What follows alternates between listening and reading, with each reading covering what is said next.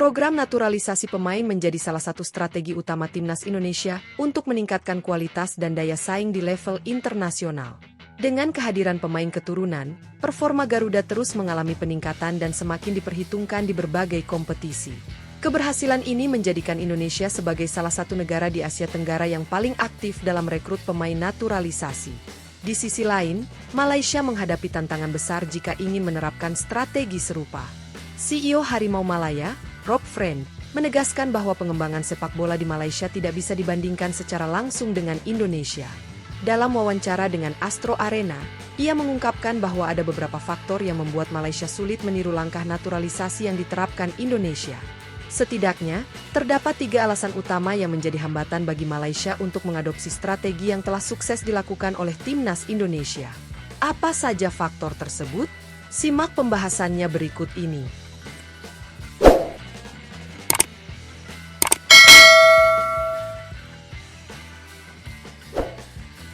1. Perbedaan populasi dan diaspora. Rob Friend menekankan bahwa perbedaan jumlah penduduk menjadi faktor utama yang membuat Indonesia lebih unggul dalam program naturalisasi dibandingkan Malaysia. Dengan populasi yang jauh lebih besar, Indonesia memiliki peluang lebih besar untuk menemukan pemain keturunan yang layak memperkuat timnas. Kita harus realistis, Malaysia bukan Indonesia. Populasi mereka jauh lebih besar, dan diaspora Indonesia tersebar di seluruh dunia, ujar Friend dalam wawancara. Indonesia, dengan lebih dari 270 juta penduduk dan komunitas diaspora yang luas, memiliki banyak pemain keturunan yang berkarier di liga-liga Eropa. Hal ini memudahkan PSSI dalam merekrut talenta berbakat untuk memperkuat timnas.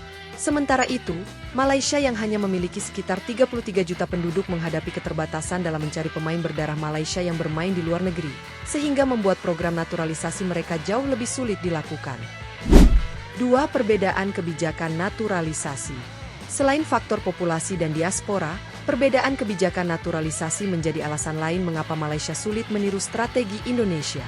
Malaysia menerapkan aturan yang lebih ketat dalam proses naturalisasi, di mana mereka lebih sering merekrut pemain asing yang sudah lama berkarier di Liga Malaysia.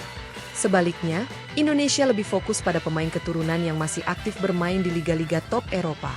Pendekatan ini memberi keuntungan bagi timnas Indonesia karena mereka bisa mendatangkan pemain muda berbakat yang masih berada di puncak performa. Di sisi lain, Malaysia lebih sering menaturalisasi pemain yang sudah mendekati akhir karirnya. Hal ini membuat regenerasi di tim nasional berjalan lebih lambat dibandingkan Indonesia. Dengan strategi yang berbeda ini, tidak mengherankan jika timnas Indonesia lebih cepat berkembang dibandingkan Harimau Malaya dalam beberapa tahun terakhir. 3. Prioritas pada pengembangan jangka panjang.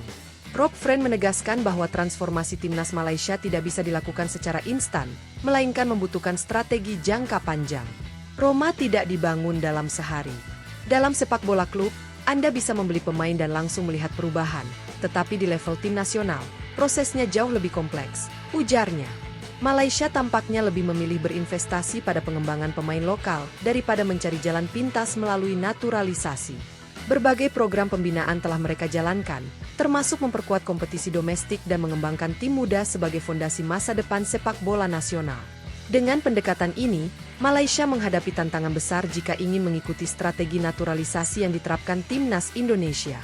Faktor populasi, keterbatasan diaspora, serta perbedaan kebijakan semakin memperjelas bahwa Malaysia memilih jalur berbeda dalam membangun kekuatan tim nasional mereka untuk jangka panjang.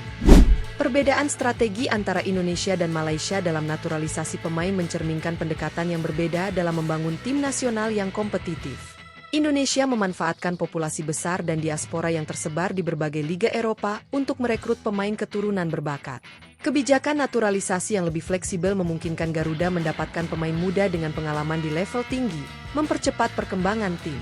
Sementara itu, Malaysia menghadapi berbagai tantangan, mulai dari populasi yang lebih kecil, keterbatasan pemain diaspora, hingga kebijakan yang lebih ketat. Mereka juga lebih memilih fokus pada pembinaan pemain lokal dan pengembangan jangka panjang ketimbang mencari solusi instan melalui naturalisasi. Dengan perbedaan ini, tidak mengherankan jika Indonesia lebih cepat merasakan dampak positif dari program naturalisasi. Namun, apakah strategi yang diterapkan Malaysia akan membuahkan hasil dalam jangka panjang? Hanya waktu yang bisa menjawab. Yang jelas, kedua negara terus berupaya meningkatkan kualitas sepak bola mereka di level internasional.